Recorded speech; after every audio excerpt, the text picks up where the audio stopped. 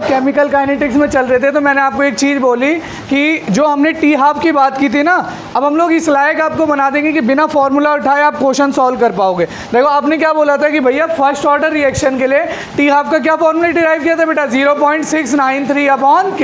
तो मुझे बताओ फर्स्ट ऑर्डर रिएक्शन में क्या टी हाफ इनिशियल कंसंट्रेशन पे डिपेंड कर रहा है कि नहीं कर रहा? नहीं कर रहा। अरे नहीं कर रहा, इसका मतलब टी हाफ जो है वो क्या है बेटा, कांस्टेंट। क्या है बेटा? कांस्टेंट, मतलब वो इनिशियल कंसंट्रेशन पे डिपेंड नहीं कर रहा। देखना है क्वेश्चन, इसी से आप सारे क्वेश्चन सॉल्व कर दोगे। देख बेटा अगर ऐसा लिखा हुआ है, जैसे मान ली इनिशियल कंसंट्रेशन था 100, कितना था बेटा 100, ठीक। और उसके बाद मैं कह रहा हूँ कि टी हाफ टाइम बाद इसका कंसंट्रेशन आप खुद भी बता सकते हो।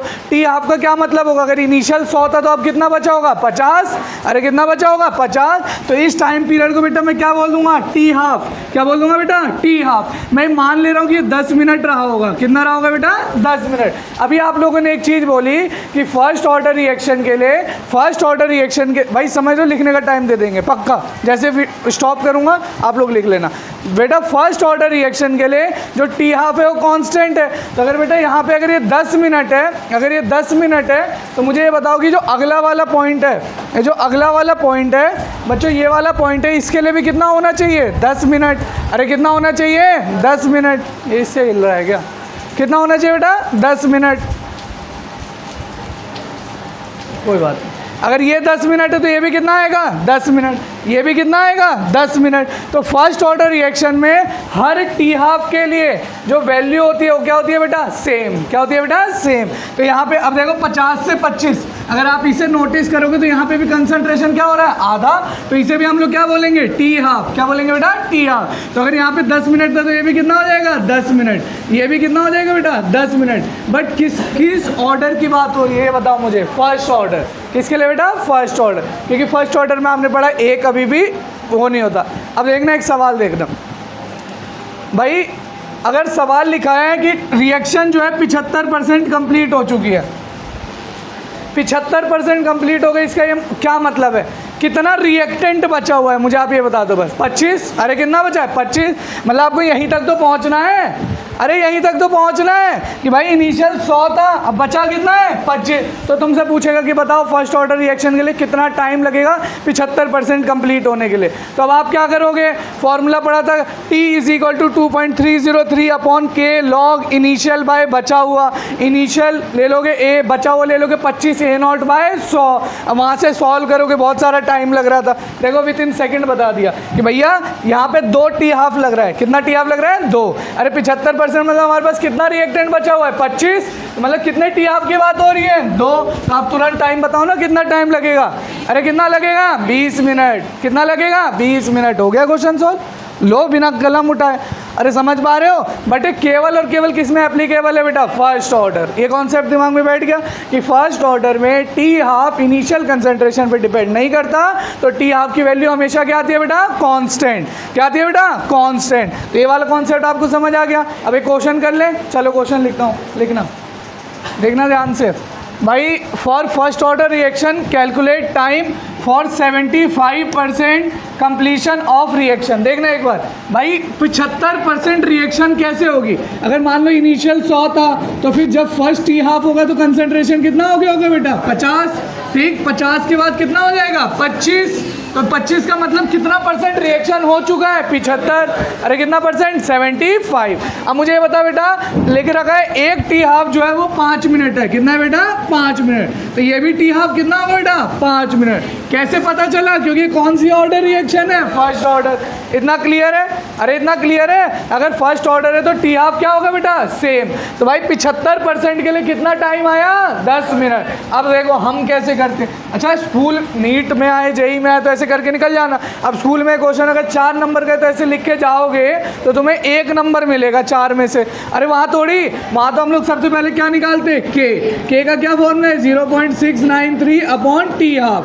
अरे यही पढ़ा था, T हाफ = 0.693/K। तो यहाँ से K निकाल लेते 0.693/T हाफ। कितना दे रखा है बेटा 5। कितना दे रखा है 5। अब आप लोग क्या करते हैं, फर्स्ट ऑर्डर के लिए कौन सी रिएक्शन लिखते हैं हम लोग। अरे फर्स्ट ऑर्डर के लिए क्या फॉर्मूला होता है बताओ। अरे बताओ क्या फॉर्मूला होता है, मुझे टाइम निकालना है t, यहाँ से मैंने k निकाल लिया होता तो क्या फॉर्मूला लिखता, बोलो 2.303 अपॉन k लॉग इनिशियल मान लिया a0, बचा हुआ कितना है बेटा 75% रिएक्शन हो गई, मतलब बचा हुआ कितना है 25, तो क्या लिख देता 25 A0/100। अरे सही है। अब ये कैलकुलेट करते तब जाके यहाँ से क्या आता है बेटा टाइम, देखो विद इन सेकंड वेरीफाई कर लेना, जो भी इससे 10 ही आएगा। अरे कितना आंसर आ रहा होगा 10, तुम समझ गए मेरी बात। कंपटीशन में कई बार सवाल आ चुके हैं। एक और फॉर्मूला लाऊंगा तुम्हारे लिए, एक और फॉर्मूला लाऊंगा जो सिर्फ कंपटीशन में इस्तेमाल होता है, a/2n करके, ठीक। वो हम लोग पढ़ेंगे टोटल टी हाफ कितना है या कितने टी हाफ हो चुके हैं, इनकी वैल्यू आपको बस कैलकुलेट करनी होगी। इतना क्लियर हो गया, कर लोगे, अरे कर लोगे। अब देखो इधर देखना बेटा, इधर देखो, जब हमने जीरो ऑर्डर पढ़ा था तो जीरो ऑर्डर में टी हाफ का क्या फॉर्मूला डिराइव किया था आपने, बताओ A0/2k। वहाँ मैंने याद करो आपके क्वेश्चन भी एक करवाया था जो आपके पेपर में आ चुका है। टी हाफ क्या है बेटा, डायरेक्टली प्रोपोर्शनल टू A0। आपको याद होगा अगर A0 2 गुना हो रहा था तो टी हाफ भी कितने गुना होता, 2 गुना। A0 3 गुना तो टी हाफ भी 3 गुना। इसीलिए बेटा वहाँ पे एक क्वेश्चन मैंने करवाया था, अगर वहाँ पे हम लोग टी हाफ की बात कर रहे थे, अगर टी हाफ की बात कर रहे थे तो बेटा जिस तरीके से कंसंट्रेशन कम हो रहा होगा तो टी हाफ भी क्या हो रहा होगा, कम। अरे क्या हो रहा होगा, कम। इसीलिए मैंने लिखा था कि अगर ये 10 मिनट है टी हाफ तो अगला टी हाफ कितना हो जाएगा 5 मिनट। क्यों, क्योंकि कंसंट्रेशन कितना हो गया बेटा, आधा। अरे पहले 100 था, अब कितना हो गया है 50। अगले वाले के लिए जाओगे तो 25 से कितना हो जाएगा 12.5, तो अब टी हाफ कितना हो जाएगा बेटा 2.5 मिनट। पर ये किसके लिए बात हो रही है बेटा, जीरो ऑर्डर। किसके लिए बेटा, जीरो ऑर्डर, क्योंकि जीरो ऑर्डर में टी हाफ जो है वो कंसंट्रेशन ऑफ रिएक्टेंट पे डायरेक्टली डिपेंड कर रहा है। पूरा बोलना है आपको, कैसे डिपेंड कर रहा है बेटा, डायरेक्टली। तो ये चीज़ आपको याद रखनी है। अरे रख पाओगे ये चीज़ याद, कर लोगे इस टाइप के सवाल। अब अगर इसी में अगर तुमसे पूछा जाए टी 75%, तो अब डायरेक्टली जोड़ना नहीं है। अरे टी 75% मतलब पहले में तो 10 मिनट लगा, अगले में कितना लगा 5, तो कितना आंसर आएगा 15। कितना आएगा बेटा 15। वरना तुम दूसरा तरीका है, T half is equal to A0/2k। अरे सही है ना, तो यहाँ से निकालोगे। फिर पहला फॉर्मूला पढ़ा था AT is equal to A0 - KT, तो या तो इससे निकाल लो या इससे निकाल लो। अब भैया हमें कब पता कब ये लगाना है कब नहीं, देख इधर देख, सवाल में लिखा हो 63% रिएक्शन हो गई, 63%, कभी टी हाफ वाले से कर ही नहीं पाओगे। अरे टी हाफ में कैसे कर पाओगे, 50% हो गई, 75% हो गई। अरे ऐसे क्वेश्चन तो कर पाओगे, क्योंकि 50% मतलब तुम समझ गए फर्स्ट टी हाफ की बात हो रही है, 75 मतलब यहाँ से यहाँ तक की बात हो रही है। अरे सही है कि गलत है, तो ऐसे आपको पता करना है। और फॉर्मूला आप वैसे स्कूल में आएगा तो इसी से करना, नीट में आएगा या जेई में आएगा तो फटाफट एक ऑप्शन में CUET में आए, 1 मिनट में करके भाग जाना वहाँ से। अब एक और फॉर्मूला आप लोगों को सिखाऊंगा मैं, ठीक है, लिख लो इसको, देखना भाई एक क्वेश्चन है, कंसीडर द रिएक्शन जो ए से बी जा रहा है, ग्राफ बिटवीन इनिशियल कंसंट्रेशन और टी हाफ के बीच में आपको दे रखा है, ठीक है बेटा, इनिशियल और टी हाफ, ठीक है। ये रहा इनिशियल कंसंट्रेशन, ये टी हाफ। आप बताओ ऐसा कौन सा ऑर्डर का रिएक्शन है कि कंसंट्रेशन कम हो रहा है तो टी हाफ भी कम हो रहा है। अरे कौन सा है, जीरो ऑर्डर। क्या है बेटा, जीरो। अभी हमने थोड़ी देर पहले पढ़ा भी था कि जीरो ऑर्डर में जैसे जैसे कंसंट्रेशन कम हो रहा है टी हाफ भी क्या होते जा रहा है, कम। तो बेटा यहाँ से मुझे पता चल गया कि इस रिएक्शन का जो ऑर्डर है वो कितना है बेटा, जीरो। ऑर्डर कितना है बेटा, जीरो। जब मुझे इसका ऑर्डर जीरो अगर पता चल गया तो मैं आराम से सॉल्व कर सकता हूँ। देखो मेरे से क्या पूछा है, graph between -dA/dt versus time. अब मेरे को एक बात बताओ, अगर जीरो ऑर्डर है तो इसके लिए मैं ऐसे ही लिखता ना, R is equal to K A⁻0, तो R is equal to K। अरे यही तो आता है बच्चों। अरे बोलो ना, तुमसे उसने ग्राफ किस किस के बीच में पूछा है, बताओ, -dA/dt और किसके बीच में पूछा है बेटा, टाइम। अब मेरे को आप लोग बस एक शब्द बता दो, -dA/dt का मतलब क्या समझते हो, क्या है, रेट। क्या है बेटा, रेट। अब मुझे बता दो, खत्म हो गया। अरे -dA/dt का मतलब क्या होता है, रेट। अरे RAC तो लिखते थे, ठीक। अच्छा अगर ये रेट है तो रेट बताओ जीरो ऑर्डर में टाइम के साथ बदलता है कि नहीं बदलता, नहीं बदलता। अरे अभी तो पढ़ के आए ना भाई, ये तो रहा, R डिपेंड कर रहा है क्या टाइम पे, नहीं। नहीं कर रहा। आर तो कांस्टेंट हो गया, क्या हो गया बेटा, कांस्टेंट। के के बराबर हो गया ना आर, अरे आर किसके बराबर हो गया, के। तो यहाँ पे ग्राफ अगर रेट कांस्टेंट है मतलब minus D a by D T क्या है बेटा, ना ये कंसंट्रेशन पे डिपेंड कर रहा है ना ही ये टाइम पे डिपेंड कर रहा है। तो इसका ग्राफ कैसा बना दूंगा बेटा, स्ट्रेट लाइन। इसमें एक गलती बताओ जो मैंने की है, हाँ इसको बेटा हमें अगर कंसंट्रेशन है तो पूरा टच नहीं करना, क्योंकि कंसंट्रेशन कभी भी जीरो नहीं हो सकता। लिख लो, देखो भाई देखो, हो गई बारिश, हो गई ख़त्म, आ रही है, कोई नहीं, बारिश के मजे लो, पढ़ते रहो। आवाज़ में भी थोड़ा सा एरर आ रहा होगा। चलो इधर देखो, ध्यान से सुनो बेटा, पहले बता रहा हूँ, ये जो पढ़ाने जा रहा हूँ क्वेश्चन आने के चांसेस बहुत कम है, ठीक है। ऐसा कभी कभी होता है कि कोई मास्टर तुम्हें बोले कि टॉपिक इतना काम का नहीं है, ठीक है, बट हमारी किताबों में लिखा हुआ है, हमें मेनली इसके फॉर्मूले को रटना है। कोई आपसे इसकी डेरिवेशन शायद नहीं पूछेगा, पर अगर बाई चांस कोई एक दिन ऐसा भी आ जाए कि पेपर बिल्कुल ऐसा बनाना हो कि बच्चे बिल्कुल हो जाए उस अवस्था में कि हमसे कुछ नहीं होने का, तो ये पूछ लेगा। तो आप एक बार समझने की कोशिश करते हैं। देखो इधर देखो, कोई रिएक्शन है, मान लो एन ऑर्डर मतलब कोई भी, चाहे, अच्छा एक चीज़ आपको बता रहा हूँ, इसको बिल्कुल ध्यान से इसे रट लो। फर्स्ट ऑर्डर के लिए बस ये फॉर्मूला एप्लीकेबल नहीं है, ना ये जो निकाल रहे हैं ना टी हाफ वाला, ठीक है, और सभी के लिए एप्लीकेबल है, 0 के लिए, 2 के लिए, 3 के लिए, 4, 5, 6, 7, 8, 9, 10, 20, 50, जो कितने का भी कोई पूछ ले nth ऑर्डर का, बताओ कितना कंसंट्रेशन होगा टाइम टी पे, या क्या टी हाफ होगा, तो आप इन दो फॉर्मूले से जो मैं बाद में बताऊंगा आपको, उनसे आप निकाल सकते हो, ठीक है। फिर कह रहा हूँ आने के चांस कम है, बट हम पढ़ रहे हैं। देखो इधर देखो, कोई एक रिएक्शन है बेटा, अगर हम लोग इसके लिए रेट लॉ लिखें तो कैसे लिखेंगे, R = K A⁻n, ऐसे लिख देते। दूसरा हम लोग लिख देते इंस्टेंटेनियस रेट, क्या लिख देते हैं, इंस्टेंटेनियस रेट। इंस्टेंटेनियस रेट को मैं क्या लिख सकता हूँ बेटा, -dA/dt, क्या लिख सकता हूँ बेटा, -dA/dt। हमने ऐसे ही किया था 0 ऑर्डर और फर्स्ट ऑर्डर में भी। फर्स्ट इक्वेशन को किसके बराबर कर दिया, सेकंड, किसके बराबर, सेकंड। तो यहाँ से क्या हो गया, -dA/dt किसके बराबर हो गया बेटा, K A⁻n। अरे सही है, यही किया था हमने पिछली रिएक्शन में भी। अब देखो ध्यान से, पीछे की रिएक्शन में हमने बस क्या किया था, हमें n की वैल्यू पता होती थी, 0 है, 1 है, अरे यही तो करते थे। 0 ऑर्डर में गायब हो गया था, फर्स्ट ऑर्डर में कितनी वैल्यू ले ली थी, 1। अब देखो यहाँ से कोई नहीं, लोड नहीं लेना, एक बार समझ लो बस, आए तो अच्छा, ना आए तो और अच्छा, ठीक है। इधर देखो, तो यहाँ से मैं क्या लिख सकता हूँ बेटा, dA/A⁻n, मैंने बस शिफ्ट कर दिया, dA/A⁻n किसके बराबर हो जाएगा बेटा, K dt, किसके बराबर, K dt। मैंने एक स्टेप में खा गया, बस यहाँ से हमने किसको शिफ्ट कर दिया बेटा, माइनस को, किस साइड बेटा, राइट साइड। अब मुझे बताओ, अब हम करें इंटीग्रेशन, क्या करें बेटा, इंटीग्रेट। इस पूरे स्टेप से जो मैंने लिखा, अगर आप कुछ सीख सकते हो ना, तो एक इंटीग्रेशन का पार्ट मैं आपको सिखा देता हूँ, जो आपने फिजिक्स में भी पढ़ा है, आपके मैथ्स में भी यूज़ आएगा। देखो बेटा ध्यान से सुनना, देखो अगर हम इंटीग्रेशन करें dA/A का, ये तो हम पढ़ के आए थे, याद है, इंटीग्रेशन ऑफ dx/x कितना आता था, ln x, कितना आता था, ln, हम पढ़ के आए थे पिछले वाले में। अरे पढ़ा तो था यार, नहीं पढ़ा था क्या, ln x, फिर उसे किससे मल्टीप्लाई कर दिया था, 2.303 से, तो किस में कन्वर्ट हो गया था, लॉग। पर यहाँ पे थोड़ा बवाल है। बवाल क्या है यार, dA/A नहीं है, dA/A की पावर क्या है बेटा, n, क्या है बेटा, n।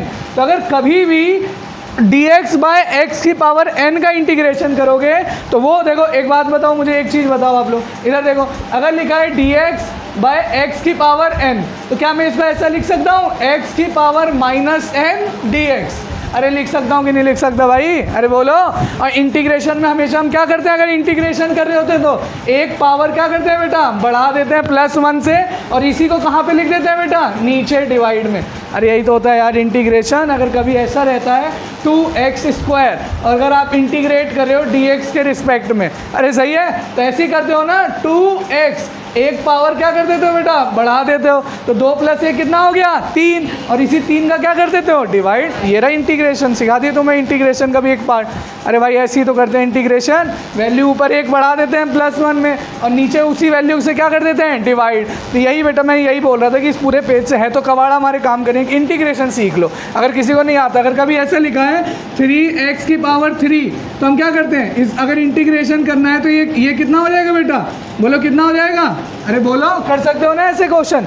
तो देखो इधर देखो, ध्यान से देखो आप लोग, देखो हम इसमें क्या लिखेंगे बेटा, अगर integration of dx d a by a की पावर n है, तो इसे मैं क्या लिख सकता हूँ, a की power minus n d a. अरे लिख सकता हूँ a की power minus n d a. तो वही चीज़ लिख रखी है, देखो बेटा क्या लिखा है मैंने, इधर देखो क्या लिखा हुआ है, a की power minus n d a. अब बताओ अगर इसका इंटीग्रेशन करूँगा तो क्या मिलेगा, minus n plus one divided by minus n plus one. ठीक, और लिमिट्स कहाँ से कहाँ तक है बेटा, a नॉट से a t तक, वो जो हम पिछले वाले में कर रहे थे। और ये तो सिंपल है ना बेटा, तो डी टी का इंटीग्रेशन कितना आ गया था, t, लिमिट्स कहाँ से कहाँ तक है, 0 से t, तो ये क्या आ जाएगा t माइनस 0। अब देखो इसमें थोड़ा बवाल है, इसमें भाई एक बार आपको a t रखना है और एक बार क्या रखना है बेटा, a नॉट। तो एक बार मैंने रख दिया a t है ना माइनस एन बाय वन, और ऊपर में कितनी वैल्यू थी बेटा, माइनस एन प्लस वन। ठीक है, माइनस यहाँ पे क्या आएगा बेटा, माइनस, इसी माइनस को हमने यहाँ पे डिनोट कर दिया, माइनस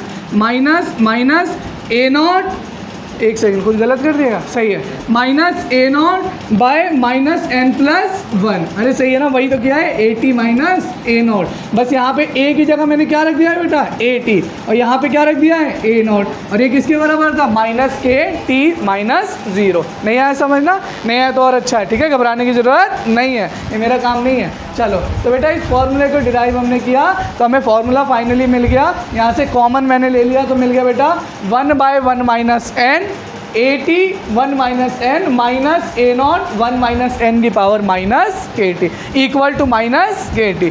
किसके लिए एप्लीकेबल नहीं है, अरे किसके लिए एप्लीकेबल नहीं है, फर्स्ट, तो एक बार फर्स्ट ऑर्डर के लिए नहीं है, ये बात तो हमें समझ आ गई भैया। एक बार आप ज़रा जीरो ऑर्डर में अप्लाई करके फॉर्मूला निकाल सकते हो क्या हमारा, बिल्कुल निकाल सकते हैं, देखना एक बार ज़रा करते हैं, एक बार अप्लाई करके देखते हैं इसी फॉर्मूले में, क्या जो हमने फॉर्मूला पढ़ा था क्या वो आ रहा है कि नहीं। अच्छा जीरो ऑर्डर है, मतलब एन की वैल्यू कितनी हो गई, 0, तो 1 माइनस 0 कितना हो गया, 1, तो इसका तो कोई मतलब ही नहीं रहा ना।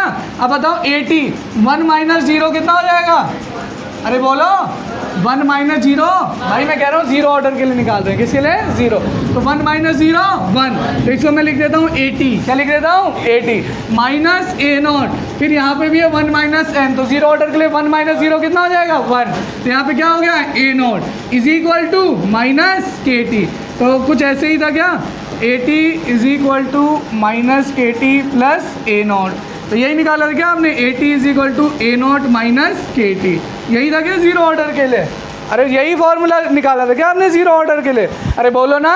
तो भाई दुनिया का कोई भी ऑर्डर का रिएक्शन हम फॉर्मूला निकाल सकते हैं इससे, अरे समझ पा रहे हो मेरी बात, कोई भी ऑर्डर का रिएक्शन, कोई पूछे ना पाँचवें ऑर्डर के लिए क्या होगा, तो बस एन की वैल्यू क्या रखनी पड़ेगी 5, अगर कोई पूछे थर्ड ऑर्डर के लिए तो सब में एन की वैल्यू क्या रखनी होगी 3, किसके लिए एप्लीकेबल नहीं है, फर्स्ट ऑर्डर के लिए एप्लीकेबल नहीं है, फर्स्ट ऑर्डर के लिए एप्लीकेबल नहीं है। तो अगर किसी दिन बेटा पेपर में मुश्किल सवाल आ जाए थर्ड ऑर्डर के लिए, तो बस एन की जगह क्या रख दोगे 3, और यहाँ से फॉर्मूला आप डिराइव कर लोगे। अरे समझ आया, वैसे आएगा नहीं, पर इसको कम से कम आप अपने डब्बे में बंद कर लेना और ये याद कर लेना बस, ठीक है, बस एक ये याद कर लेना। अगर ये डेरिवेशन नहीं भी आया तो अभी तो आपने तो सब लिख लिया है, अरे लिख लिया है ना, सब लिख लिया बेटा। चलो देखो एक बात बताओ, इसी के लिए बेटा हमने टी हाफ डिराइव किया, अब इसकी भी डेरिवेशन टी हाफ की वैसे ही आएगी जैसे हमने किया है, बहुत मुश्किल है, बादल आज फट ही जाएंगे क्या।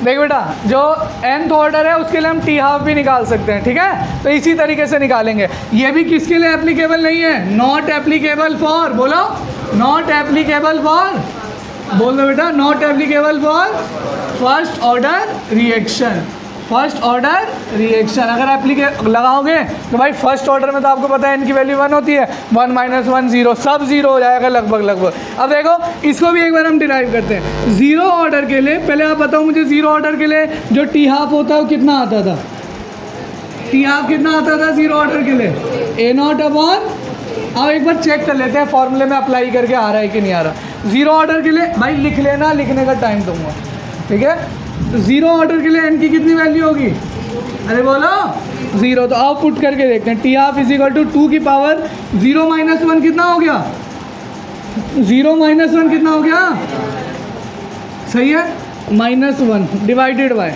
यहाँ 0 माइनस 1 कितना हो गया, -1, यहाँ ए नॉट 0 माइनस 1 कितना हो गया, अरे बोलो -1, और ये क्या आ गया के, कितना आ गया के। अब मुझे बताओ 2 की पावर -1 का क्या मतलब है, अरे बोल दो कितना हो जाएगा 1/2, अरे सही है गलत है? और यहाँ पे ऊपर क्या लिखा हुआ है बेटा? -1। क्या लिखा है? -1। और नीचे भी क्या लिखा हुआ है? -1। अरे सही है। और यहाँ A0 माइनस है, मतलब ये कहाँ पे चले जाएगा? ऊपर। और नीचे क्या है बेटा? K। अरे सही है, माइनस से माइनस कट गया, तो यहाँ पे केवल क्या रह गया? 1/2 A0/K। क्या यही फॉर्मूला डिराइव किया था क्या? A0/2K। देखो इस फॉर्मूले से हम T½ भी निकाल सकते हो किसी भी रिएक्शन का, बस किसको छोड़ के बेटा? First order reaction. केवल किसको छोड़ के बेटा? First order reaction. तब आप लोग लिख लो इसको, जिसका जो थोड़ा बहुत पार्ट रह रहा है। जा रहे हैं, समझ लो बेटा। इधर देखो, अब एक अगला टॉपिक हम लोग पढ़ने जा रहे हैं बेटा। हेडिंग है बातें नहीं, हेडिंग है बेटा pseudo first order reaction. Pseudo first order reaction. देखना बेटा, ध्यान से समझना, नाम में ही चीज़ें क्लियर है, नाम में ही चीज़ें क्लियर है, कुछ नहीं हो रहा भाई, ध्यान से समझ लो। दो, अगर मान लो मैं ऐसे कह रहा हूँ कि A+B रिएक्ट करके एक प्रोडक्ट बना रहे हैं जिसे हम लोग कह रहे हैं C। क्या कह रहे हैं बेटा? C। ठीक, अगर इसके लिए मुझे रेट लॉ लिखना होता तो मैं कैसे लिखता? K A और क्या लिखता बेटा? B। अरे लिखता कि नहीं लिखता? तो अगर आप लोग अपनी आंखों से देख के अगर मैं कहूँ ये एलिमेंट्री रिएक्शन है, कैसी रिएक्शन है बेटा? एलिमेंट्री। तो अगर एलिमेंट्री रिएक्शन होता है तो एलिमेंट्री रिएक्शन के लिए जो आपको दिखता है वही उसका ऑर्डर होता है। तो यहाँ पे कितने, इसके आगे भी 1 है, इसके आगे भी 1 है, तो इसका ऑर्डर कितना होना चाहिए था? 2। अरे कितना होना चाहिए था? 2। भाई क्लियर है इतना? नॉर्मली अगर हम लोग बात करते हैं तो इसका यह आएगा पेपर में, हर बार आता है सवाल, 1 नंबर में ऑब्जेक्टिव में ढूंढ लेना, बस टिक लगा के आना है आपको, ठीक है। और नीट में भी सवाल अगर बनेगा तो 4 नंबर में आ जाएगा, रिएक्शन के एग्जाम्पल लिख देगा और पूछेगा कौन सा इसमें से सूडो फर्स्ट ऑर्डर रिएक्शन है। तो डायरेक्ट क्वेश्चन है, जिस बच्चे ने ध्यान से सुन लिया और टिक कर आएगा, इसमें कोई माथा पच्ची की बात ही नहीं है भाई। सूडो फर्स्ट ऑर्डर रिएक्शन का बस इतना सा मतलब है कि जो एक इनमें से कोई भी रिएक्टेंट है उसका कंसंट्रेशन बहुत ज़्यादा है। भाई लिख लेना, मिलेगा मौका, बोल तो रहा हूँ। अभी पिछले वाली स्लाइड नहीं लिखने दी, अरे दिया ना टाइम सबको पूरा सफिशिएंट, इसको भी लिखने का मौका मिलेगा, समझ लो। लिखा तो तुम्हारी किताब में, मैं तो देखो ना 4 जगह से कंटेंट उठा के ले आते हैं हम लोग। अरे कहीं से PPT मिली, पिछले साल का पढ़ाया है, NCERT वाला है, एग्जाम्पलर है, PYQ तुम्हारी बुक की है, मैं कौन सा जनरेट किया हुआ है, आपको समझना है बेटा। इसमें भाई लिखने का काम तो इस बुक में भी लिखा है, किसी बच्चे से कॉपी मांग लोगे वहाँ पे भी लिखा हुआ है, समझ रहे हो? चलो तो इधर देखो, ध्यान से समझ लो, समझने के लिए पैसे दिए। इधर देखो, मैं कह रहा हूँ सूडो फर्स्ट ऑर्डर का ये मतलब है अगर कोई 2 रिएक्टेंट है तो उसमें से एक रिएक्टेंट का कंसंट्रेशन बहुत ज़्यादा है। एक रिएक्टेंट का कंसंट्रेशन क्या है बेटा? बहुत ज़्यादा। तो इतना ज़्यादा है बेटा एक रिएक्टेंट का कंसंट्रेशन कि हम लोग उसको लगभग कांस्टेंट मान लेते हैं। क्या मान लेते हैं बेटा? कांस्टेंट। भाई मान लो एक समुद्र है, समुद्र में से 1 मग पानी आपने निकाल लिया, तो क्या समुद्र का पानी कम हो गया, ज़्यादा हो गया? कोई फर्क ही नहीं पड़ेगा, कोई फर्क नहीं पड़ेगा, लगभग क्या है बेटा?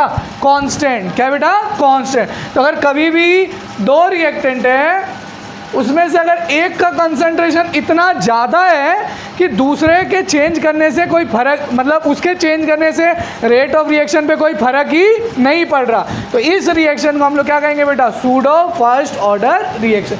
कि फर्स्ट ऑर्डर है तो नहीं, पर एक्ट किसकी तरह कर रही है? फर्स्ट ऑर्डर है तो सेकंड ऑर्डर की टाइप की, पर एक्टिंग किसकी तरह कर रही है? First order. क्यों? क्योंकि एक का कंसंट्रेशन क्या है बेटा? बहुत ज़्यादा, तो उसके कंसंट्रेशन से रेट पे कोई फर्क नहीं पड़ रहा। समुद्र में चाहे 1 मग्गा पानी डालाओ चाहे 1 मग्गा पानी निकालाओ, उसके कंसंट्रेशन पे समुद्र के कोई फर्क नहीं पड़ेगा। तो इसको हम लोग मान ले रहे हैं कांस्टेंट। क्या मान ले रहे हैं? कांस्टेंट। तो अगर R = K इंटू कॉन्स्टेंट और यहाँ पे आ गया B, तो एक कॉन्स्टेंट इंटू कॉन्स्टेंट एक नया कॉन्स्टेंट बन जाएगा। मान लो मैं इसे कह दे रहा हूँ K'। क्या कह दे रहा हूँ बेटा? K'। तो जो सूडो फर्स्ट ऑर्डर रिएक्शन होता है उसका रेट एक्सप्रेशन ऐसा होता है। क्यों? क्योंकि जैसे मान लो A है, ये समुद्र है, और B है नमक है। क्या है बेटा? नमक। या मान लो चीनी है, तो समुद्र में जाके आप चीनी डाल रहे हो, तो बेटा क्या समुद्र के पानी पे कोई फ़र्क पड़ेगा? क्या उसका कंसंट्रेशन चेंज होगा? नहीं होगा। तो बेटा ऐसे याद रखना है, अगर कभी भी कोई ऐसा ऑर्डर है जो आपको देखने में तो सेकंड ऑर्डर दिख रहा है पर बिहेव किसकी तरह कर रहा है? फर्स्ट ऑर्डर,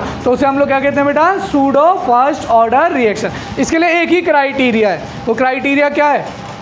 एक किसी का कंसंट्रेशन क्या होना चाहिए? बहुत ज़्यादा, या मैं बोल दूँ एक्सेस में होना चाहिए। क्या होना चाहिए बेटा? एक्सेस में। इसके 2 एग्जाम्पल आपकी NCERT में लिख रखे हैं, मैं आपको दोनों बता दे रहा हूँ, आप दोनों रट लो। पेपर में उन्हीं 2 में से कोई क्वेश्चन आएगा कि बताओ इनमें से कौन pseudo first order reaction follow करता है। ठीक है। अब आप एक्सप्लेन कर सकते हो सूडो फर्स्ट ऑर्डर रिएक्शन क्या होगा। 2 पॉइंट बताओ, देखने में कैसी दिखेगी ना, सेकंड ऑर्डर। बिहेव किसकी तरह करेगी, फर्स्ट ऑर्डर। क्यों फर्स्ट ऑर्डर, क्योंकि एक क्या है बेटा, एक का कंसंट्रेशन क्या है, बहुत ज़्यादा। क्या है बेटा, बहुत ज़्यादा। तो लिख लो इसको भी फटाफट। देखना भाई, सूडो फर्स्ट ऑर्डर का मतलब समझ गए ना कि इन दो में से किसी एक का कंसंट्रेशन हमने क्या मान लिया है, कौन से, क्योंकि ये क्या है बेटा, एक्सेस में। किस में बेटा, एक्स है। तो यहाँ पे जैसे ए और बी है, तो ए अगर एक्सेस में है तो इसको हमने क्या मान लिया बेटा, कांस्टेंट, कि इसके हल्का सा चेंज करने से कंसंट्रेशन पे, रेट पे कोई फर्क नहीं पड़ता। ए के कंसंट्रेशन चेंज करने से रेट पे कोई फर्क नहीं पड़ता, क्योंकि ए क्या है बेटा, बहुत ज़्यादा। किसके कंपेयर में, बी के कंपेयर में। तो अगर ए कांस्टेंट हो गया तो बेटा हम लोग देख सकते हैं आर, अगर ये कांस्टेंट है, कांस्टेंट से मल्टीप्लाई कर रहे हैं तो हम लोग कहते हैं एक नया कांस्टेंट बन गया। तो रेट केवल किस पे डिपेंड कर रहा है, कंसंट्रेशन ऑफ बी पे, कंसंट्रेशन ऑफ बी पे। अब बेटा एनसीईआरटी में 2 एग्जांपल लिखे हैं, डायरेक्ट क्वेश्चन आएगा कि भाई सूडो फर्स्ट ऑर्डर का एग्जांपल बताओ। तो आपको याद रखना है, देखो ए के बेटा लिखा हुआ है, आप लोग लिख लेना हाइड्रोलिसिस ऑफ इथाइल एसीटेट, ठीक है, या फिर लिख सकते हो एस्टर, हाइड्रोलिसिस ऑफ एस्टर करके लिख रखा है एनसीईआरटी में, आप लोग लिख सकते हो। देखना ध्यान से, इधर देखो बेटा, लिखना है, लिख लो हाइड्रोलिसिस ऑफ एस्टर या फिर hydrolysis of ethyl acetate, hydrolysis of ethyl acetate. Hydrolysis का मतलब समझ गए भाई। देखो केमिस्ट्री की दुनिया में, बायो की दुनिया में 2 शब्दों का इस्तेमाल होता है। वो होता है लिसिस, क्या होता है बेटा, लिसिस। लिसिस का क्या मतलब होता है, ब्रेक डाउन। क्या होता है बेटा, ब्रेक डाउन। और नाम है हाइड्रोलिसिस, मतलब break down in presence of water. अगर पानी की प्रेजेंस में कोई रिएक्शन में आप ब्रेक डाउन करवा रहे हो तो उसे हम लोग क्या कहते हैं बेटा, हाइड्रोलिसिस। इतना क्लियर है आप लोगों को। इधर देखो ध्यान से, तो बेटा जैसे इसे हम लोग कह रहे हैं इथाइल एसीटेट, क्या कह रहे हैं बेटा, इथाइल एसीटेट। ये क्या है बेटा, वाटर। क्या है बेटा, वाटर। T = 0 पर वाटर था 10 मोल, इथाइल एसीटेट था बेटा 0.01 मोल। कितना था बेटा, 0.01 मोल। अब आप बताओ यहाँ पे कौन बहुत ज़्यादा है, अरे कौन ज़्यादा है, वाटर। तो बेटा वाटर को हम लोग क्या ले लेंगे, कांस्टेंट, कि इसके कंसंट्रेशन चेंज करने से कोई फर्क रेट पे नहीं पड़ रहा। तो अच्छा इस पे देखो, ये पहले 0.01 था, अब कितना हो गया, 0। तो इसकी वजह से रेट पे फर्क पड़ रहा है। तो हम लोग कहेंगे कि सूडो फर्स्ट ऑर्डर है। कैसा बेटा, सूडो। भाई हमने देखा तो हमें तो दिख रहा था सेकेंड ऑर्डर है, पर ये बिहेव किसकी तरह कर रहा है, फर्स्ट ऑर्डर। तो मुझे बताओ इस इक्वेशन में जो रेट है वो किसकी कंसंट्रेशन पे डिपेंड कर रही है, इथाइल एसीटेट के वाटर के, इथाइल एसीटेट। तो मैं कह सकता हूँ रेट जो है वो डायरेक्टली प्रोपोर्शनल है कंसंट्रेशन ऑफ इथाइल एसीटेट के। समझ आ गया। एक और एग्जांपल लेते हैं, इसको बेटा बायोमोलिक्यूल में आपको बहुत डिटेल में मैं पढ़ाऊंगा, ठीक है, बहुत डिटेल में पढ़ाऊंगा। पूरा एक चैप्टर ये कार्बोहाइड्रेट है उसमें टॉपिक, ठीक है। चलो अब देखो एक और है बेटा सूडो फर्स्ट ऑर्डर का एग्जांपल। हम लोग कहते हैं भाई ये क्वेश्चन ना पता है तुम्हें यहाँ से नहीं आएगा, बायोमोलिक्यूल से आएगा। भाई हर साल आज तक में 5 या 6 बार तुम्हारे पेपर में सवाल आ चुका है, 5 या 6 बार, 3 बार तो 4 बार नीट में भी ये क्वेश्चन आ चुका है, ये सेम सवाल। बट ये यहाँ से नहीं आएगा, वो वहाँ से आएगा। और बायोमोलिक्यूल जब पढ़ाएंगे उसमें थोड़ा आइसोमेरिज्म पढ़ाऊंगा। एक होता है डेक्स्ट्रो रोटेटरी, एक होता है लीवो रोटेटरी। ये होता है डेक्स्ट्रो, ये होता है लीवो, और सोल्यूशन जो होता है वो चेंज हो जाता है, ठीक है बेटा। अभी आपको सब पढ़ाएंगे जब बायोमोलिक्यूल में पहुंचेंगे। अभी आपको याद रखना है, इसे हम लोग कहते हैं केन शुगर। क्या कहते हैं बेटा, केन शुगर। C6H12O11 को क्या कहते हैं बेटा, केन शुगर। अगर इसका आप हाइड्रोलिसिस कर रहे हो तो इससे आपको 2 प्रोडक्ट मिलेंगे। क्या क्या मिलेगा बेटा, ग्लूकोज और फ्रक्टोज। आने वाले टाइम में आपको और रटवाऊंगा, ठीक है। Alpha D glucose, beta D fructose, sucrose, inversion of cane sugar, dextrose, laevo, +46 minus, सारी डिग्री सब रटवा देंगे बायोमोलिक्यूल में। अभी आपको याद रखना है इन्वर्जन ऑफ केन शुगर भी किसका एग्जांपल है, सूडो फर्स्ट ऑर्डर रिएक्शन। अब देखो बेटा मैं आपको क्या बता रहा था, मैं कह रहा था एक आधा पॉइंट है आप याद रख लो, पेपर में ऑब्जेक्टिव में आ जाए। अगर मान लो बोर्ड का पेपर देने बैठे हो आप आ जाए what is pseudo first order, give example, और 2 नंबर का क्वेश्चन बन गया है ना, 1 नंबर की डेफिनेशन और 2 एग्जांपल 1 नंबर का। तो एग्जांपल तो आप लिख दोगे, क्या क्या लिख दोगे, हाइड्रोलिसिस ऑफ एस्टर और इन्वर्जन ऑफ केन शुगर, या फिर याद रखना बस, ठीक है। चलो इसके बाद देखो भाई यही तो है, यही तो अभी आपको रटवाया, सूडो फर्स्ट ऑर्डर की भाई डेफिनेशन है, बस सूडो फर्स्ट ऑर्डर की भाई डेफिनेशन है। सूडो फर्स्ट ऑर्डर की डेफिनेशन क्या डेफिनेशन है, रिएक्शन जो आपको दिखता तो कैसा है बेटा, सेकंड ऑर्डर। कैसा दिखता है, सेकंड, बट ये है कैसा बेटा, फर्स्ट ऑर्डर। कैसा है बेटा, फर्स्ट ऑर्डर। उसको हम लोग क्या कहते हैं बेटा, pseudo first order reaction. Clear है। अरे क्लियर है। तो अब आप मेरे को एक बताओ कि अच्छा जब हमने लिखा था R इज इक्वल टू के ए और B, हमने किसको कांस्टेंट कर दिया था बेटा? A को, कि A किस में? एक्सेस में, तो A क्या हो गया? कांस्टेंट। तो जो हमारा रेट ऑफ रिएक्शन है वो केवल किस पे डिपेंड कर रहा है? B। तो मैं ये बोल सकता हूँ क्या? Rate is decreasing with decreasing concentration of B only, कि रेट कम हो रहा है केवल किसके कम होने से? B के कम होने से। अरे भाई फर्स्ट ऑर्डर में भी तो ऐसे ही होता था कि जो रेट है, रेट ऑफ रिएक्शन जो है बेटा वो डायरेक्टली प्रोपोर्शनल था एक किसी के कंसंट्रेशन के। तो भाई कंसंट्रेशन कम हो रही थी तो रेट भी क्या हो रहा था? कम। याद करो यार, वो बॉडी वाला एग्जांपल कई बार दिया होंगे। एक बॉडी थी, एक बॉडी है, तो पहले तुमने देखा होगा बहुत जल्दी जल्दी डिग्रेड हो जाती है, फिर जब कंसंट्रेशन ऑफ रिएक्टेंट कम बन जाता है तो उसका रेट भी क्या हो जाता है बेटा? कम। क्या हो जाता है बेटा? कम। तो वही वाला तो एग्जांपल है। अरे वो फर्स्ट ऑर्डर रिएक्शन में तो आपको बताया था मैंने बॉडी वाला, तो याद रखना है इसको। भाई मुझे 4 शब्द बता दो, क्लियर है? सूडो फर्स्ट ऑर्डर मतलब है तो कैसा बेटा? सेकेंड, पर बिहेव किसकी तरह कर रहा है? First order. क्लियर है? 2 एग्जाम्पल, पहला क्या है? हाइड्रोलिसिस ऑफ एस्टर, दूसरा क्या है बेटा? Inversion of cane sugar. Clear है? क्यों सूडो फर्स्ट ऑर्डर है? क्योंकि एक किसी रिएक्टेंट का कंसंट्रेशन एक्सेस है। क्या है बेटा? एक्स है, तो उसे हम लोग क्या मान ले रहे हैं? कांस्टेंट। क्या मान ले रहे हैं? कांस्टेंट। क्लियर है? मेरे इतने पॉइंट क्लियर है? इसके बाद एक बात बताओ, जो रेट है जो एक चीज़ के ऊपर डिपेंड कर रहा है, एक कंसंट्रेशन, तो इसका अगर कंसंट्रेशन कम हो रहा है तो रेट भी क्या होगा? कम। क्लियर हो गया? खत्म सूडो फर्स्ट ऑर्डर रिएक्शन। इसके बाहर कोई पूछ ले या सवाल आज तक आया हो तो मेरे पास लेके आना, लिख लो। भाई लिख दिया है, इतना तो पढ़ लो, बस 2 पेज लिखा। देखो ध्यान से सुनो बेटा, चैप्टर स्टार्ट किया था केमिकल काइनेटिक्स, तो हमारी क्या बात हुई थी कि जो रेट है, रेट ऑफ रिएक्शन वो किस किस पे डिपेंड करता है? Concentration of reactant. टेम्परेचर किस पे करता है? टेम्परेचर। नेचर ऑफ रिएक्शन और किस पे डिपेंड करता है? कैटलिस्ट। एक चला ले बेटा पीछे का, अगर कौन का चलाना हो तो एक चल, ठीक है? हाँ ठीक है। नेचर ऑफ कैटलिस्ट, ठीक है? जितना कम पंखा चलाओ कितनी लंबी क्लास चलेगी? नहीं चला ले भाई। तो भाई अरे लाइट कट गई ना, इन्वर्टर का बैकअप। इधर देखो, रेट जो है बेटा आपको क्या क्या डिपेंड करना है? Concentration of reactant, temperature, nature of reaction और कैटलिस्ट। इन 4 चीजों पे डिपेंड करता था रेट ऑफ रिएक्शन। सही है कि नहीं बेटा? अब कंसंट्रेशन पे कैसे फर्क पड़ता है रेट का, इससे हमारी पीएचडी हो चुकी है। अरे भाई 5 क्लास से हम यही तो पढ़ रहे हैं कि रेट पे क्या फर्क पड़ेगा। एक तो कंसंट्रेशन डबल करने से या सिंगल करने से अलग अलग ऑर्डर के लिए अलग अलग फर्क पड़ेगा। 0 ऑर्डर के लिए अलग फर्क पड़ रहा है, फर्स्ट ऑर्डर के लिए अलग पड़ रहा है, सेकंड ऑर्डर के लिए अलग फर्क पड़ रहा है। तो ये तो हमारे खत्म हो गया ना। बॉबी देवल पढ़ ले, हाँ उसके चक्कर में मत पड़। ठीक, तो रेट ऑफ रिएक्शन पे कैसे कंसंट्रेशन का फर्क पड़ेगा, इसमें हमारी पीएचडी हो चुकी है। पर आज तक एक बार भी हमने ये नहीं पढ़ा टेम्परेचर बढ़ने से क्या होगा रेट ऑफ रिएक्शन में। पढ़ा क्या इतनी रिएक्शन में?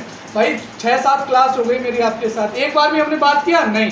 क्या हमने एक बार भी बात किया कि बताओ किस टाइप की रिएक्शन किस तरीके से चल रही होगी, या कैटलिस्ट का क्या काम है, कौन सा कैटलिस्ट रिएक्शन को आगे बढ़ा रहा है, कौन स्लो कर रहा है, तो वो सारी बातें अब हम करेंगे। मैंने आपसे बोलता ना चैप्टर का एक पार्ट है कंसंट्रेशन वाला जिसमें हमारी पीएचडी हो गई। अब ये जो 3 है बेटा, इसको जिस साइंटिस्ट ने समझाया उसका नाम था आर्रीनियस। बंद करते बेटा इसको भी, उसका नाम था आर्रीनियस। क्या नाम था बेटा? आर्रीनियस। ठीक है, तो आर्रीनियस साहब ने इन 3 चीजों के बारे में आपको एक्सप्लेन किया। तो देखो मैं वही लिख रहा हूँ कि आर्रीनियस साहब ने आपको किस किस के बारे में बताया। एक तो बताया बेटा टेम्परेचर से क्या फर्क पड़ेगा रेट ऑफ रिएक्शन पे। ठीक, मेनली इसी के ऊपर हम सारा काम कर रहे होंगे। अच्छा देखो, जो हमने पढ़ा ना, हमने पढ़ा एक पूरा के पार्ट था, अभी तक हमने जितना पढ़ा ये था 80%।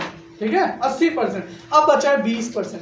इस 80% में से एक क्वेश्चन आएगा 4 नंबर का, या जो 20% है इसमें से एक 4 नंबर का क्वेश्चन आ जाता है। पता चला इतना तुमने पढ़ा, 0 order, first order, pseudo first order, molecularity, T half, कुछ नहीं आया 4 नंबर में। आर्रीनियस इक्वेशन से आता है 4 नंबर में क्वेश्चन। ठीक, वैसे भगवान चाहेगा तो फर्स्ट ऑर्डर से पक्का एक सवाल आएगा, 0 ऑर्डर से 4 नंबर या 3 नंबर का। पर कभी कभी क्या होता है बेटा, कभी कभी उससे ना आके सीधा आर्रीनियस वाले से आ जाता है। तो अब देखो आर्रीनियस के बारे में इसलिए अच्छे से पढ़ेंगे। ठीक है, तो आर्रीनियस साहब क्या क्या चीजें आपको समझाएंगे बेटा कि टेम्परेचर पे कैसे फर्क पड़ता है, नेचर ऑफ रिएक्शन का और कैटलिस्ट। कंसंट्रेशन वाली बात तो हम ऑलरेडी कर चुके हैं। तो आर्रीनियस साहब के ऊपर अगर तुमसे कोई पॉइंट पूछे तो एक ये भी सवाल ऑब्जेक्टिव में बन सकता है कि किस किस चीज के ऊपर डिपेंड करता है, तो आपको ये आंसर लिखना पड़ेगा। अब देखना बेटा, आर्रीनियस साहब ने एक इक्वेशन डिराइव की। अभी इसी को हम लोग आगे बढ़ाएंगे और यही आपको 4 नंबर दिलाएंगे। जैसे फर्स्ट ऑर्डर में कैसे हमने डिराइव किया था, k = 2.303/t log initial bye बचा हुआ। और इसी इक्वेशन में हम लोग डिराइव करेंगे, ठीक है बेटा। बस लॉग वॉग लेके थोड़ा सा, और ये 4 नंबर दिला के जाएगा, मतलब पूरे चैप्टर की जान है, ठीक है। और हर साल बच्चे गलत करके आते हैं, इसमें कैलकुलेशन बहुत मुश्किल है। 1/T1 माइनस 1/T2 जब आता है ना तो बच्चे गलत कर देते हैं बहुत। एक बार 273 माइनस एक बार 335, और उसको डिवाइड करो, मल्टीप्लाई करो, तो बहुत सारी गलतियां होती है। इसलिए आप लोग ना बिल्कुल क्लियरिटी से चलते हैं 0 बाय 0, ताकि कुछ गलत ना हो। देखो सबसे पहला पॉइंट है बेटा के, जैसे आर ने सामने क्या फॉर्मूला दिया, k = a e - EA/RT। इसमें कुछ चीजें आपको पहले से पता है। k आपको पता है, k क्या है बेटा, रेट कांस्टेंट, क्या बेटा, रेट कांस्टेंट। तो हमें यही निकालना है कि रेट आर्हेनियस साहब के अकॉर्डिंग कि जो रेट कांस्टेंट है वो कैसे डिपेंड कर रहा है इन सारी चीजों पर। बोला ना, देखो क्या लिखा हुआ है, किस किस तरीके से डिपेंड करता है। तो देख पहला तो है बेटा a, क्या है बेटा, a। इसको हम लोग कहते हैं प्री एक्सपोनेंशियल फैक्टर। क्या कहते हैं बेटा, प्री एक्सपोनेंशियल फैक्टर।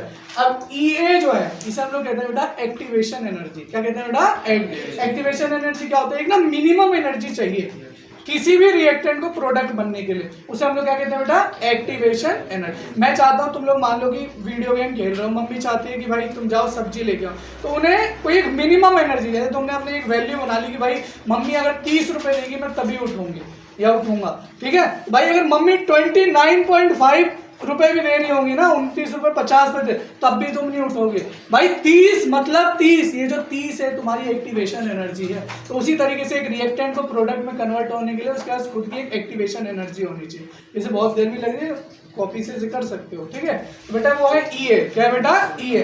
इसे हम लोग क्या कहते हैं, एक्टिवेशन एनर्जी ऑफ रिएक्शन। क्या कहते हैं बेटा, activation energy of reaction. R आपको पता है क्या होता है बेटा, गैस कांस्टेंट। इस पे आपको पहले भी PhD करा रखी है। बताइए 3R की वैल्यू होती है, कब कहाँ यूज होती है, फिर एक बार बता देंगे। एक बार 2 होती है, 8.3 होती है, 0.08 कब कहाँ पे होती है, किस एनर्जी, जब कैलोरी में होगा तो R की वैल्यू 2 यूज कर रहे होंगे, सब पढ़ा देंगे आपको दोबारा से एक बार। और T का मतलब क्या होता है बेटा, टेम्परेचर। क्या होता है बेटा, टेम्परेचर। अब देखना ध्यान से सुनना भाई, आपको मैं एक शब्द बताता हूं, ध्यान से सुन लेना, क्योंकि मैंने एक छोटा सा एरर किया था।